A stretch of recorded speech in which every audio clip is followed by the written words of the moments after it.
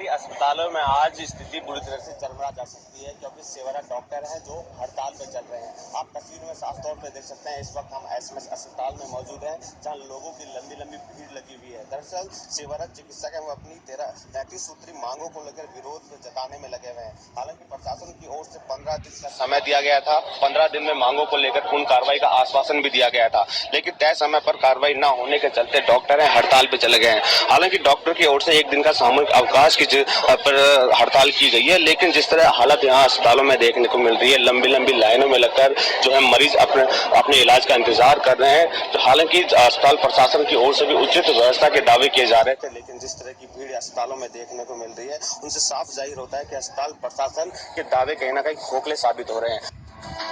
ये तस्वीरें टोंक अस्पताल की है, जहां मौसमी बीमारियों की वजह से मरीजों की भारी भीड़ देखी जा रही है, लेकिन डॉक्टरों की सामूहिक अवकाश पर चले जाने के बाद मरीज इलाज के लिए दर दर भटक रहे हैं। वहीं अस्पताल के बेड पर कई महिला पेशेंट दर्द से करा रही हैं, लेकिन जो मरीज हैं यहाँ पर इलाज के लिए आते हैं, लेकिन यहाँ पर उनको चिकित्सक नहीं मिल रहे, डॉक्टर नहीं मिल रहे, जिसकी वजह से निराश होकर उन्हें यहाँ से लौटना पड़ रहा है। ये भी मांग है।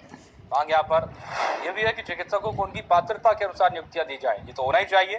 साथ ही साथ यहाँ पर राज्य के ग्रामीण एवं शहरी चिकित्सालयों का संचालन एक पारी में हो, ये भी महत्वपूर्ण सवाल है। इस पर भी हम चर्चा करेंगे। चिकित्सकों के साथ होने वाली हिंसा को रोकने के लिए प्रभावी नीति बने। अक्सर अस्पतालों में अगर हम देखें, इस तरह की तस्वीरें आती है, बगैर जांच के चिकित्सकों का एपीयू नहीं होना चाहिए। तो ये प्रमुख मांगे हैं जिन पर हम चर्चा करेंगे, और सीधा हम रुख करेंगे जयपुर स्टूडियो का, जहां पर हमारे साथ कुछ खास मेहमान इस वक्त मौजूद हैं। हमारे साथ एक और खास मेहमान इस वक्त जुड़ गए, डॉक्टर बलवंत मंडा, जो कि सचिव सेवारत है चिकित्सक संघ के। बहुत बहुत स्वागत है डॉक्टर बलवंत मंडा जी आपका हमारे साथ जुड़ने के लिए।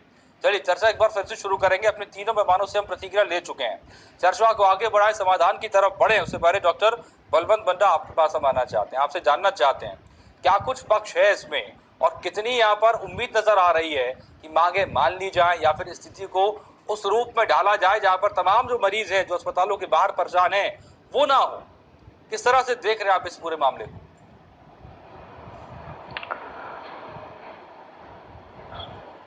जी डॉक्टर बलवंत जी। सर, अखिल राजस्थान सेवारत चिकित्सा संघ के अंतर्गत आने वाला हर चिकित्सक एक्चुअली एक संवेदनशील व्यक्तित्व है, और जो भी मरीजों के हित को ध्यान में रख के हमारा कोई भी फैसला लिया जाता है। और 33 जिलों को लेकर जो भी हमारा 33 सूत्री मांग पत्र तैयार किया गया है, वो निश्चित रूप से इस प्रदेश का स्वास्थ्य प्रबंधन सुधारने हेतु जो राज्य सरकार के द्वारा कदम उठाने जाने चाहिए थे, वो हमने मांग पत्र तैयार किया है, जिसको हमने स्वास्थ्य सेवा में सुधार का एक मांग पत्र का नाम दिया है। और जहाँ तक मांगों के बारे में, मांगों का अवलोकन आप सभी ने किया है, उसमें से सारी कोई भी मांग ऐसी नहीं है जो नाजायज के तौर पे उभर के आती है। सभी जायज मांगे हैं, जिससे प्रदेश का स्वास्थ्य मानक जो भी है उनमें निश्चित रूप से सुधार होगा। नहीं, इसमें मांग ये भी है कि चिकित्सा संस्थानों में एक पारी में ओपीडी का संचालन हो। सर समझना चाहते हैं आखिरकार इस मांग की क्या कुछ वजह निकल कर आ रही है, और इससे क्या कुछ सुधर जाएगा? सर अभी ग्रामीण क्षेत्र देखिए और शहरी क्षेत्र मेडिकल कॉलेज को आप छोड़ के देखिए, उसमें चिकित्सालयों का संचालन जो भी होता है वो 2 पारी के अंदर होता है। जिसमें टाइमिंग 8 से 12 और 5 से 7 और 9 से 1 और 4 से 6 का उसका टाइमिंग है। निश्चित रूप से 2011 के बाद में सरकार ने MNJY, MNDY काफी सारी योजनाएं स्टार्ट की है। उसमें चिकित्सक ग्रामीण क्षेत्र के अंदर आप देखिए, एक ग्रामीण व्यक्ति अपना दिखाने के लिए सुबह 10 बजे आता है, पहले ओपीडी की लाइन में लगता है, उसके बाद में चिकित्सक को दिखाने के लिए लाइन में लगता है।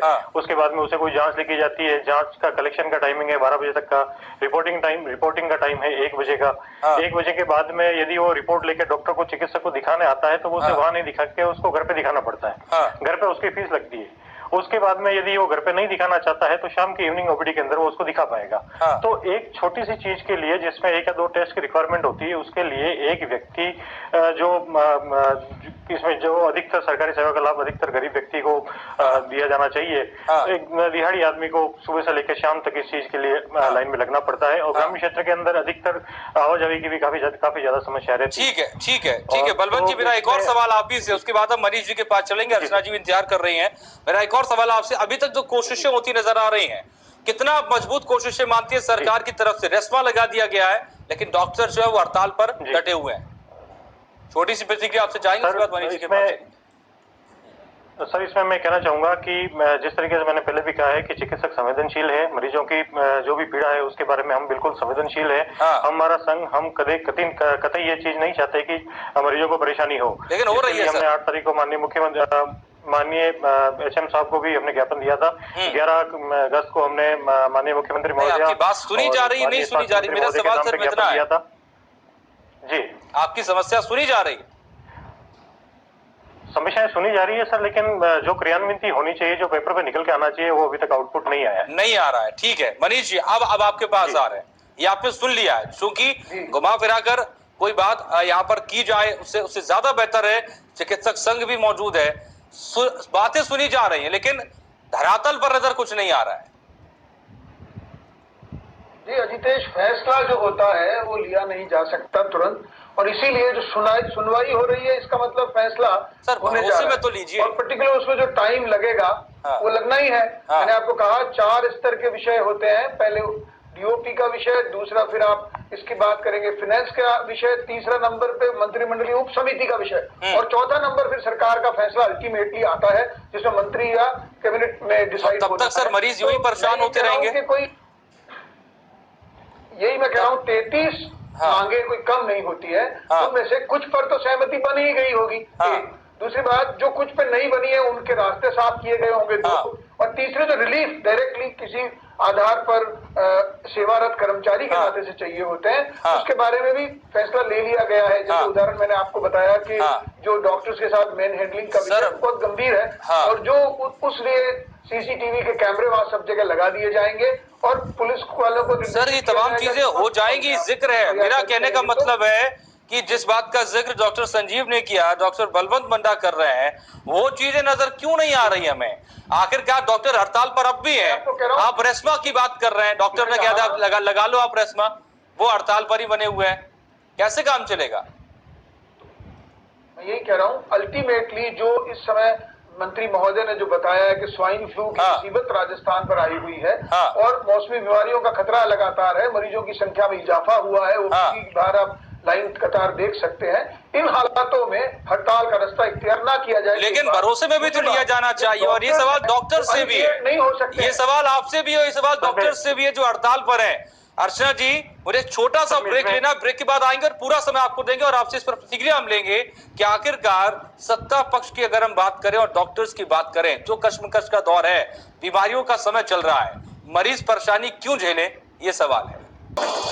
ब्रेक के बाद एक बार फिर से आपका स्वागत है। राजस्थान में डॉक्टर्स हड़ताल पर हैं, 33 सूत्रीय मांगे हैं, और अब तक कोई परिणाम निकलता नजर नहीं आ रहा है। सरकार ने, चिकित्सा मंत्री ने रेस्मा लगा दिया है, डॉक्टर्स कह रहे हैं आप लगा लीजिए, जब तक मांगे नहीं मानेंगे हड़ताल यूं ही जारी रहेगी। मरीज परेशान है। हमारे साथ जयपुर से कुछ खास मेहमान इस वक्त मौजूद हैं। हमारे साथ कांग्रेस प्रदेश उपाध्यक्ष अर्चना शर्मा के पास चलेंगे। अर्चना जी, आपने बलवंत जी को भी सुना, संजीव जी को भी सुना, उनका कहना है कि दरअसल बातचीत तो हो रही है, बात तो सही है, लेकिन धरातल पर नजर नहीं आ रहा, इसलिए डॉक्टर्स हड़ताल पर हैं। मनीष पारिक जी कह रहे हैं 33 सूत्री मांगी है, कुछ पर सहमति बन गई है, कुछ पर बनना बाकी है, और एक तरफ रेस्मा भी लगा दिया गया, लेकिन धरातल पर अब भी कुछ नहीं है। मरीज लगातार परेशान है। किस तरह की स्थिति है ये और कैसे इससे निपटाया जाए?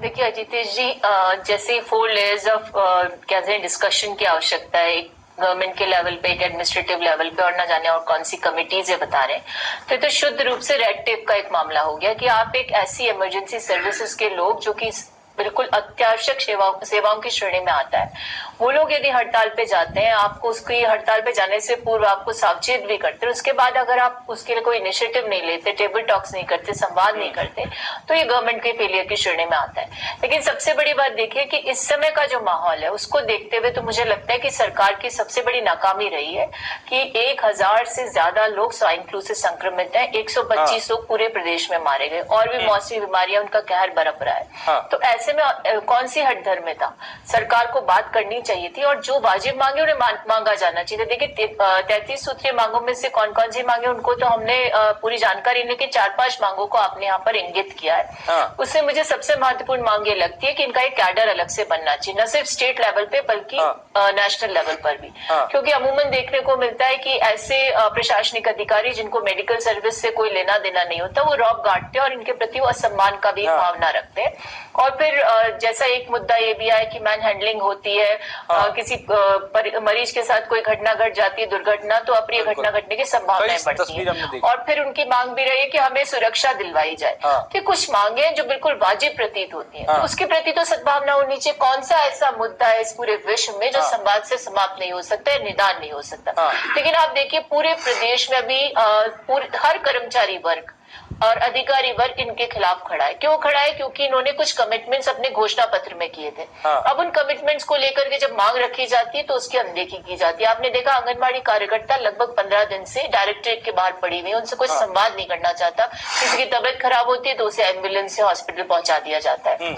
उसके साथ ही इनके जो लैब टेक्नीशियंस थे उनकी भी हड़ताल चल रही थी। उनकी एक मामूली सी मांग थी कि कैडर परिवर्तन कर दिए, डीओपी के लेवल की मांग थी, लेकिन उस पर भी आप काम नहीं करना चाहते, वहां भी रेस्मा लागू कर दिया, लेकिन उन्होंने भी इस रेस्मा को नहीं माना और वो हड़ताल पर रहे।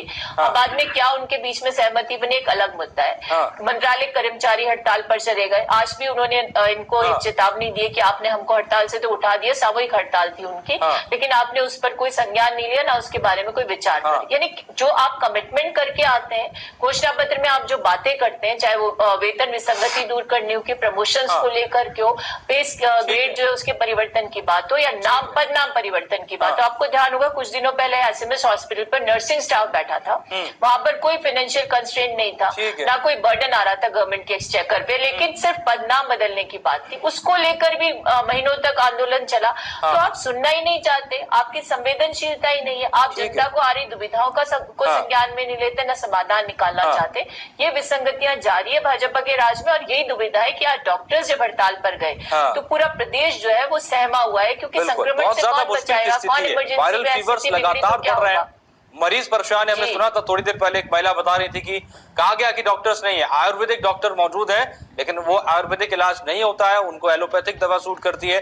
डॉक्टर संजीव गुप्ता जी, मेरा सवाल है, डॉक्टर जब हम इन मांगों की बातें कर रहे हैं और इस हड़ताल की बात कर रहे हैं, चिकित्सा मंत्री का कहना है नहीं लौटेंगे, सख्ती की जाएगी, रेस्मा लगा दिया गया है। आगे सर क्या नजर आ रहा है? क्योंकि डॉक्टर्स की स्थिति हम समझ सकते हैं, मुश्किल स्थिति समझ सकते हैं, हड़ताल भी है, डॉक्टर्स अपनी जिम्मेदारी नहीं निभा पा रहे हैं, दूसरी तरफ अपनी मांग भी रख रहे हैं, और एक अजीब की स्थिति है कि बातचीत जो है वो हो रही है, लगातार हो रही है, लेकिन समाधान कुछ नहीं है। बहुत खुशी की बात है कि आज इंडियन न्यूज चैनल ने जनता की समस्या को मंच के माध्यम से उठाया है, और मुझे खुशी हो रही है कि मेरे पास में बैठी हुई प्रदेश कांग्रेस की प्रवक्ता अर्चना शर्मा जी आज डॉक्टरों का पक्ष लेने के लिए तैयार हैं। लेकिन दिसंबर 2011 का आंदोलन मैं बता दूं कि सबसे पहले डॉक्टरों के ऊपर रेशमा लागू की थी तो कांग्रेस सरकार ने लागू की थी। और 900 प्लीज मैंने आपकी बोला नहीं, प्लीज, सच्चाई बहुत कड़वी है। इस डॉक्टरों के सम्मान की लड़ाई हो चाहे डॉक्टरों की मांग की लड़ाई हो, कांग्रेस और बीजेपी राजनीति दलगत नहीं होनी चाहिए।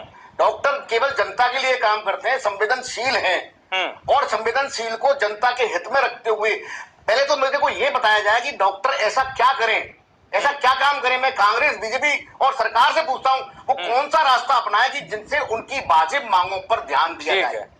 आज तक का रिकॉर्ड है सर, कोई भी सरकार हो इस राजस्थान में डॉक्टरों के प्रति वो ये कहते हैं डॉक्टर भगवान है, लेकिन भगवान को भी हमें भोग लगाना पड़ता है। पर यहाँ डॉक्टर को, धरती के भगवान को किसी प्रकार की कोई राय नहीं है। चलता हुआ सरपंच कोई भी आदमी कभी भी किसी भी रूप में उसके ऊपर हमला कर देता है।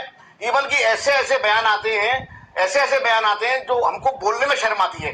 बिल्कुल। तो मेरा केवल इतना सा निवेदन है कि सरकार और पक्ष और विपक्ष इसमें राजनीति न करके जनता के हित में साथ खड़े हों, और इस दलगत राजनीति से दूर होकर समाज के लिए डॉक्टर कोई अपराधी तो नहीं है। आप एक बार रेशमा लागू कर दो, 10 बार रेशमा लागू कर दो, आप आईएएस, आईपीएस, आरएएस 1 मिनट में बना सकते हो, पर डॉक्टर सरकार नहीं बना सकती। ये अच्छी तरह पता है सरकार को कि हिंदुस्तान में डॉक्टरों की कमी है, राजस्थान में डॉक्टरों की कमी है, गांव में डॉक्टरों की कमी है, उसके ऊपर डॉक्टरों को इस तरह प्रताड़ित करते हैं। कानून बन गया, कानून की पालना नहीं होती है। डॉक्टरों को अपनी मांग को मनवाने के लिए हड़ताल करने की, चाहे वो कांग्रेस शासन में हो चाहे वो बीजेपी शासन में हो, जरूरत क्यों पड़ती है? मेरे को ये समझ में नहीं आ रहा। ये संवेदनहीनता की पराकाष्ठा है, जनता को इसको समझना पड़ेगा। हम तो समझते हैं। हम जवाब ले लेंगे मनीष जी से, हम जवाब ले लेंगे, लेकिन सर मेरा एक और सवाल है, चूंकि अब फिर रेशमा लग गया है, तो क्या कुछ रणनीति अपना रहे फिलहाल डॉक्टर? लगा दीजिए रेशमा। डॉक्टर लाएंगे कहां से? फिर सारे डॉक्टरों को बंद कर दीजिए, प्राइवेट डॉक्टरों को भी बंद कर दीजिए, एसएमएस के डॉक्टर को बंद कर दीजिए। लाएंगे कहां से? सरकार को बातचीत करनी चाहिए, बातचीत के साथ रास्ता निकालना चाहिए। आज तो केवल अरिस्ता गई है सर हड़ताल पे, कल को प्राइवेट भी जाएंगे, एसएमएस के भी जाएंगे। जब सरकार कर्मचारियों की मांग को एक दिन में मान लेती है, ये तो बड़ी मुश्किल की स्थिति नहीं है। सरकार की नीति साफ नहीं है, नियत साफ नहीं है। यहाँ बैठकर बात करना बहुत आसान है, धरातल पर बैठकर डॉक्टरों की समस्या को सुनकर और उनकी वास्तव में उनकी मानवीय समस्या तो हम सुन रहे हैं, डॉक्टरों के मान सम्मान की बात है। कई सारे हैं, एक पक्ष मरीज का भी पक्ष बनकर आता है, और आप मुझे पता है डॉक्टर संजीव जी जब सत्ता में आ जाए, अब डॉक्टर है, अब डॉक्टर है, और एक मरीज की समस्या को आपसे बेहतर ना हम समझ सकते हैं, ना बीजेपी ना कांग्रेस समझ सकती है। इसीलिए मेरा सवाल आपसे था कि मरीज के तौर पर अगर हम बात करें, उसको लेकर क्या कुछ होगा? ऐसा कोई गैर कानूनी काम नहीं किया जिसकी वजह से इनको रेशमा लागू करनी पड़ी। मनीष पारिक रेशमा लागू कर दी तो फिर गिरफ्तार क्यों नहीं करते? मनीष पारिक जी सीधा सीधा सवाल किया है संजीव गुप्ता जी ने। नहीं, बात यह है कि रेशमा कौन लागू करना चाहता है, नीति स्पष्ट क्यों नहीं करते हैं? इच्छा से लागू करने वाली चीज नहीं है। लेकिन अगर आप मरीजों की हित को सुरक्षित कर लेना चाहते हैं, एक बार की ये बता देना चाहते हैं कि आप जो कुछ काम हड़ताल के तौर पर करेंगे उसको सरकार अवैध मानती है, वो जनहित के लिए मानती है। एक दूसरी बात ये है कि जो जनता का सरोकार भारतीय जनता पार्टी से नहीं है या कांग्रेस से नहीं, ऐसा नहीं है। लोग तो आते ही हैं, जो समस्याग्रस्त लोग आते हैं उनको इलाज के लिए रास्ते ढूंढे जाते हैं, अस्पताल में फोन किए जाते हैं, दवाइयों की उपलब्धि की जाती है, सब ये काम पूरा मिनिस्ट्रेट इस विषय पर चलता है। लेकिन बड़ी बात यह है कि अगर 33 ह्यूज डिमांड्स होगी नंबर्स में, और अगर उनको सुनवाई पूरे लेवल पे हुई है, आप दोनों डॉक्टर प्रतिनिधियों ने कहा है कि बातचीत हुई है, माहौल में हुई है, और उसका हल भी निकलने में चूंकि देर हो रही है, धरातल पे कुछ नहीं हुआ है। अब ये जो धरातल है वो क्या है? वो रसातल तो नहीं है। धरातल तो वो है जो एग्जीक्यूट होगा, जब वो इम्प्लाइड होगा या इम्प्लीकेट होगा, तो उस तक का तो प्रतीक्षा करनी पड़ेगी। उससे पहले 15 दिन का समय दे दिया। बलवंत पंडा जी, इन्होंने कहा 4 चिकित्सक संघ है, चिकित्सक संघ है, मेडिकल एसोसिएशन है। एक तरीका यह भी तो हो सकता है कि डॉक्टर्स जो है वो वाकई में, देखिए डॉक्टर्स की समस्या है ये हम सभी मानते हैं, लेकिन डॉक्टर्स अपना काम करते रहें, और आप लोग जो प्रतिनिधि हैं, खासतौर पर चिकित्सक संघ की जब हम बात कर रहे हैं, मेडिकल एसोसिएशन की बात कर रहे हैं, इस सरकार से बात करते रहें। इस बीच कम से कम मरीज को भी परेशानी ना हो, आप लोग की वार्तालाप भी चलती रहे। बलवंत पंडा जी। सर मैं इसमें एक चीज कहना चाहूंगा, मैं संजीव गुप्ता सर की वो चीज से पूरी तरह सहमत हूं कि ये एक आम चिकित्सक के मान सम्मान की लड़ाई है, और सरकारें चाहे कांग्रेस की हो चाहे बीजेपी की हो, सरकारें आती है और जाती हैं, लेकिन ये जो मांगे हैं वो जिसको हमने नाम स्वास्थ्य प्रबंधन का नाम दिया है, ये मांगे आज की मांग नहीं है। ये मांगे 2011 से लेके आज तक चली आ रही है, अनवरत ये समस्याएं हैं। हाल के प्रकरण आपने देखे होंगे, सवाई माधोपुर का प्रकरण देखा होगा, जो हर एक आदमी को दिल को झकझोर देता है। 3-3 जने साइड से खड़े हैं, उसका वीडियो बनाया जा रहा है। क्या एक चिकित्सक को आप जहां भगवान का दर्जा देते हैं, वो क्या एक वो आम इंसान नहीं है, हार्ड मांस का इंसान नहीं है? नहीं, बिल्कुल बिल्कुल। शाहबाद का 12 का शाहबाद का प्रकरण देखिए, एक चिकित्सक 16 जनों का काम कर रहा है। बागों पर आ जाएंगे बलवंत जी, हम वो बात नहीं कर रहे हैं। मेरा सवाल सिर्फ इतना सा था कि जहाँ पर संजीव जी कह रहे हैं कि दरअसल डॉक्टर हड़ताल नहीं करे तो करेगा, जाहिर सी बात है, आखिर तब तक कोई सरकार कोई विपक्ष उनकी आवाज भी नहीं सुनता है डॉक्टर्स की। लेकिन जो आप लोग के प्रतिनिधि हैं, बातचीत करते रहे, एक वार्तालाप का दौर जारी रहे, डॉक्टर्स को कम से कम वापस लौटे। जो मरीज लंबी लंबी लाइनें आप स्क्रीन पर देख पा रहे हैं, खड़े हुए हैं सर। 15 दिन का टाइम हमने अजितेश जी 15 दिन का समय हमने चिकित्सा मंत्री महोदय को दिया था। उसके बाद में 15 दिवस का समय हमने शासन को दिया था। उसके बाद में हमने एक दिन का ये आज सांकेतिक हमारा जो सामूहिक अवकाश है, इसका हमने फैसला किया है। कल सुबह से हम 8 बजे से हम वापस काम पे लौट जाएंगे। लेकिन यदि सरकार रेशमा के तहत कोई दमनकारी कार्रवाई करती है या कोई गिरफ्तारी करती है, तो ये हड़ताल जो भी सामूहिक अवकाश है हमारा, वो अनिश्चितकालीन में तब्दील हो जाएगा। अर्चना जी अपनी बात, रेशमा कांग्रेस सरकार के टाइम में बाद में आई थी और बीजेपी सरकार में पहले। ठीक है अर्चना जी। देखिए अजीतेश जी, मेरा सिर्फ इतना कहना है कि ऐसा नहीं कि हमारे शासन में हड़तालें नहीं हुई, लेकिन हमने हमेशा संवाद बना करके और उसके समाधान की ओर तत्पर हुए। और रेशमा की बात हुई तो ये तो सांकेतिक एक दिन का अवकाश था, उसी में आप रेशमा लगा रहे हैं। इसका सीधा मतलब ये कि आप दमन करके और जो आंदोलन लोकतांत्रिक तरीके से किया जाता है उसका दमन करना चाहते हैं, और ये नीति हमेशा अपनाई गई। और ये इसका नतीजा ये निकलता है कि संवादहीनता बढ़ती जाती है। और ये जैसे डॉक्टर संघ के जो प्रतिनिधियों कह रहे हैं कि हमने सांकेतिक आज का अवकाश किया था और उसके बाद आपने रेशमा लगा दिया, तो फिर एक टकराव यानी डेडलॉक बनेगा। और जब डेडलॉक बनेगा तो मुझे लगता नहीं कि प्रदेश के चिकित्सा मंत्री में इतनी कुव्वत है कि उसका समाधान निकालें। सबसे बड़ी विडंबना देखिए, मैं खुद आज ट्रॉमा सेंटर से अभी आ रही हूँ आपके चैनल में आने से पहले।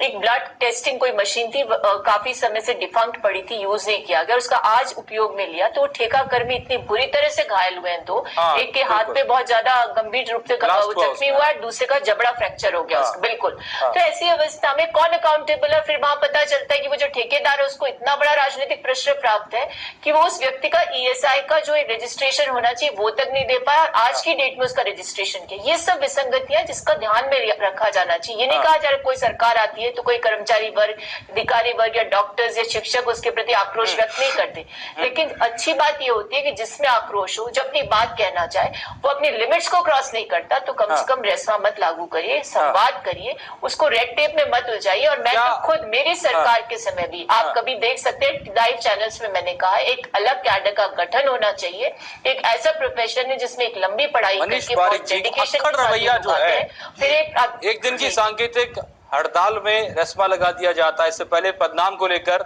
हम मामला देख ही चुके हैं, आपकी सरकार में कितने दिनों तक प्रदर्शन चले थे। जब हड़ताल पे जा ही नहीं रहे हैं, एक ही दिन पे जा रहे हैं, तो रेशमा का क्या मतलब है? इसलिए मैं कह रहा हूँ वो लगाने का कोई दुष्परिणाम सामने नहीं आ रहा है। जो डेडलॉक बोल रहे हैं वो कोई डेडलॉक नहीं होना है। दूसरी बात, जो ये बार बार कह रहे हैं 2011 से दोनों डॉक्टर साहब ने कहा है कि उसी गठरी को सर पे लिए घूम रहे हैं हम। ये कोई आज की समस्या नहीं है जैसा डॉक्टर मंडा जी ने कहा। दूसरी बात ये भी है कि जो सेंसिटिवली विचार नहीं हो तो आप ये शिकायत कर सकते हैं कि हमारी सुनवाई नहीं हो रही है। मैं आपको कह रहा हूँ कि 3 से ज्यादा वार्ताओं के दौर चले हैं, तीनों स्तर पर चले हैं और ज्यादातर में सहमति बनी हुई है। मुश्किल का है सर, अच्छा चलो आप ही बता दीजिए सर, आप ही बता दीजिए। जो निर्णय को पब्लिश होना है उस टाइम किन मांगों को लेकर मुश्किल आ रही है? ये लगता है कि होगा ही क्या अलग कैडर के गठन को लेकर मुश्किल है? सांकेतिक हड़ताल का मतलब यही है। क्या चिकित्सा संस्थानों में एक बारी ओपीडी का संचालन इनकी मांगे उसमें मुश्किल आ रही है? चाहते हैं कड़ा कि हम अब हड़ताल पे जा सकते हैं, इसलिए फैसला जल्दी करो। लेकिन डेडलॉक नहीं है।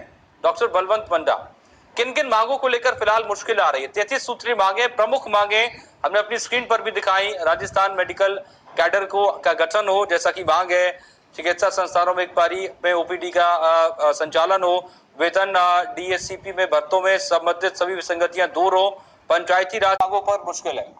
बलवंत मंडा जी।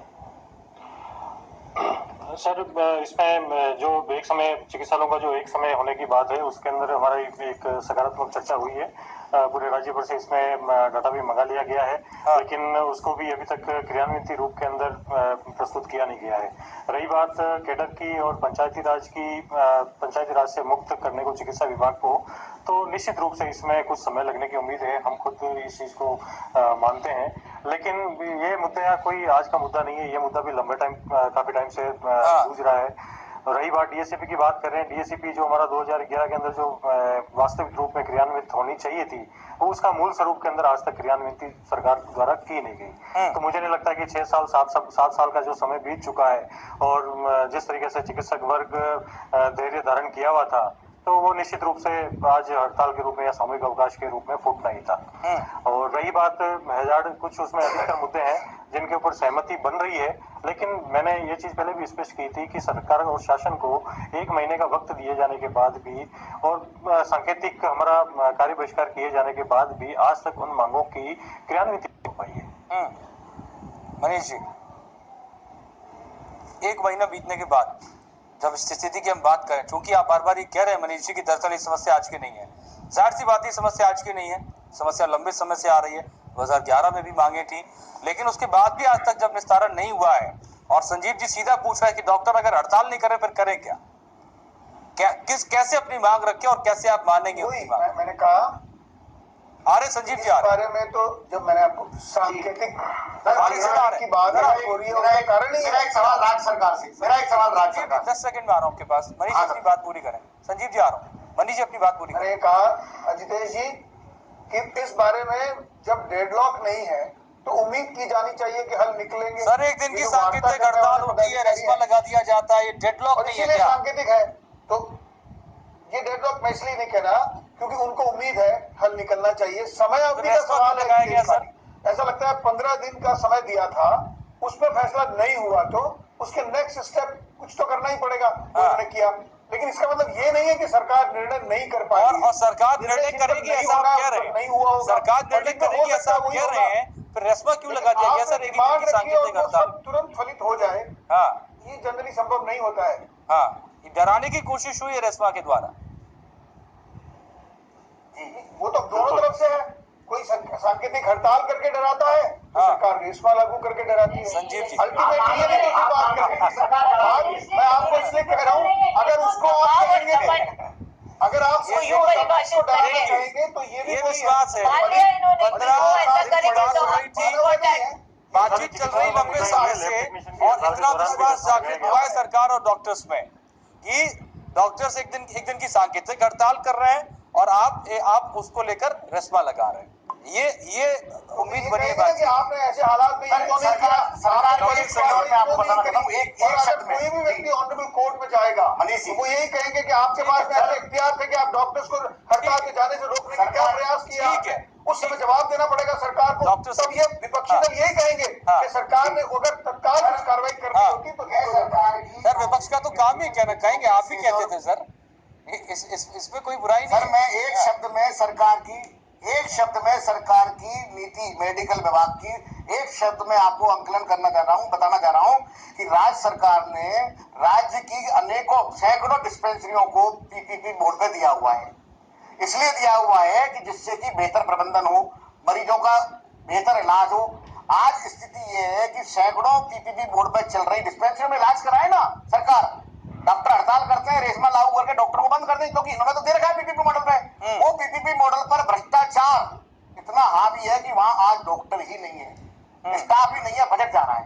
इसकी जांच सरकार नहीं करेगी, कभी नहीं करेगी, क्यों कि मंत्री के चहेते लोगों को ठेका दिया हुआ है। सरकार अगर पूरा राजस्थान अगर हड़ताल पर चले जाए, डॉक्टर को तो कोई परमानेंट ठेके पर दे देगी, क्योंकि पीपीपी मोड है, फेवरेट जा रहा है, फेवरेट सिस्टम है, और सिस्टम अवेलेबिलिटी नहीं होगी, सरकार के अस्पतालों पर काम नहीं होगा तो यही करना पड़ेगा। करना चाहूंगा सैकड़ों संस्थानें पीपीपी मॉडल पे चल रही है, सरकार का कोई डॉक्टर नहीं, कोई लैब टेक्नीशियन नहीं, पूरा बजट जा रहा है। मोड पर देने के लिए ये इस तरह के गतिरोध को कायम रखना चाहते हैं ताकि व्यवस्थाएं चल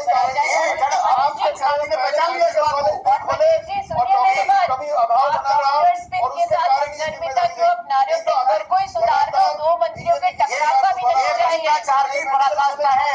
आज जनता को, आज भ्रष्टाचार की वजह से जनता को जनता के प्रति असंवेदनशील हो रही है सरकार। इसीलिए ये चाहती है कि कैसे भी डॉक्टर बार-बार हड़ताल करें और हम इस पूरी संस्थाओं पर पीछे मोड़ बदले दें। इसके अलावा और कोई मुझे नजर नहीं आता है। ठीक है जी, मैं उसमें एक चीज और ऐड करना चाहूंगा, जो हमारी मुख्य मांगे थी उसके अंदर एक 10-20-30 का मुद्दा था, जिसमें चिकित्सा सेवाओं में पीजी कोर्स के अंदर प्रवेश के अंदर ग्रामीण क्षेत्र की सेवा को देखते हुए 10-20-30 दिया जाना चाहिए था, जिससे ग्रामीण क्षेत्र में सेवा करने वाला व्यक्ति पोस्ट ग्रेजुएशन करने के बाद में वापस ग्रामीण क्षेत्र के अंदर आके आपकी विशेषज्ञ सेवाएं देता। लेकिन राज्य सरकार ने उसमें भी कैंची चलाते हुए कोर्ट के अंदर केस दायर किया। इन ग्रामीण चिकित्सक जो थे उसको हाई कोर्ट से जीत गए, उसके बाद में गवर्नमेंट ने उसको एसएलपी दायर की, सुप्रीम कोर्ट के अंदर केस जीत गए, उसके बाद में भी गवर्नमेंट उसको एसएलपी को लेके बैठी है आज भी। मतलब सरकार खुद नहीं चाहती है कि ग्रामीण क्षेत्र के अंदर विशेषज्ञ चिकित्सकों की सेवाएं उपलब्ध हो। तो ये स्वास्थ्य प्रबंधन का फेलियर नहीं है तो और क्या है? मनीष जी जवाब दीजिए मंडा जी का, क्योंकि काफी दिनों से ही गतिरोध है। जो ये डिमांड्स है सब पे ढंग से बात की गई है। ग्रामीण इलाकों में जो विशेषज्ञ सेवाओं की बात होती है जनरली, उसके बारे में तो ये भी जानते हैं और आप भी जानते हैं, जो भी कोई संभागीय स्तर के चिकित्सालय है, मेडिकल कॉलेज से संबंधित चिकित्सालय है, वहां पर जो विशेषज्ञ है वो तो है ही, लेकिन जो चिकित्सक ग्रामीण सेवाओं में काम करते हैं, अगर वो कर लेते हैं उसके बाद ग्रामीण में नहीं जाते हैं, इसमें सरकार का कोई एस्पेक्ट नहीं होता है। जनरली जो भी कोई बात है वो दुनिया के सामने मैं नहीं कहना चाहता, लेकिन बड़ी बात यह है कि जो पीजी एस्पेक्ट काम करता है सरकार का, उसमें कोई भेदभाव नहीं है। 10, 20, 30 की जो डिमांड है वो चर्चा में चल रही है। अच्छा ठीक है सर, यही बता दीजिए कि इस गतिरोध को कब तक खत्म कर लिया जाएगा? इस गतिरोध को कब तक खत्म कर लिया जाएगा? डॉक्टर्स दोबारा हड़ताल पर नहीं जाएंगे, इसके लिए क्या रेस्मा लगाया गया है या फिर आप बातचीत करेंगे और जल्दी गतिरोध खत्म किया जाएगा? अब ये सांकेतिक हड़ताल है, डॉक्टर्स अगर काम पर आएंगे तो बातचीत भी काम पर आएगी और बातचीत भी होती रहेगी। उस समय रेस्मा का कोई मतलब नहीं रह जाएगा और इसलिए मुझे ऐसा लगता है कि 1-2 दिन में निश्चित तौर पर निर्णय हो सकेगा। हाँ, जो कालीचरण सराफ है वो सेंसिटिव मिनिस्टर है, उन्होंने पहले भी जो लैब टेक्निक्स के टेक्नीशियंस की बात थी उस पर भी उन्होंने कॉग्निजेंस लिया और उस पर बात की, तो मुझे लगता है इसका भी रिजल्ट तुरंत आएगा। अर्चना शर्मा जी, रेस्मा के साथ डॉक्टर्स को डराकर या डॉक्टर्स एक दिन की सांकेतिक हड़ताल करके डराकर कैसे मरीजों का भला कर पाएंगे? अजितेश, ये चूंकि मेडिकल सर्विसेज जो है बहुत ज्यादा आवश्यक सेवाओं की श्रेणी में आती है। कह रहे हैं डॉक्टर, इनके चिकित्सा मंत्री सेंसिटिव है, मुझे कहीं लगता नहीं सेंसिटिव है। लैब टेक्नीशियन की हड़ताल भी लंबे समय तक चली और उनके बिना तो सारा काम ठप हो गया था। डॉक्टर देख सकता है, डायग्नोस कर सकता है, लेकिन टेस्ट का जो मामला है वो तो उनके माध्यम से ही होना था, तो उसको भी लंबित रखा। डॉक्टर्स की भी स्थिति इसीलिए पहुंची कि गतिरोध को समाप्त नहीं करना चाहते। लेकिन एक चीज और इसके मूल में अजितेश जी जो हम समझ रहे हैं, यहाँ पोर्टफोलियो जब से चेंज हुआ चिकित्सा मंत्री का और पूर्व चिकित्सा मंत्री जो थे उनके बीच में भी कोई गतिरोध है और कभी कभी वो भी हवा देते हैं इन चीजों को, तो अपने घर को भी दुरुस्त कर ले राजनीतिक रूप से।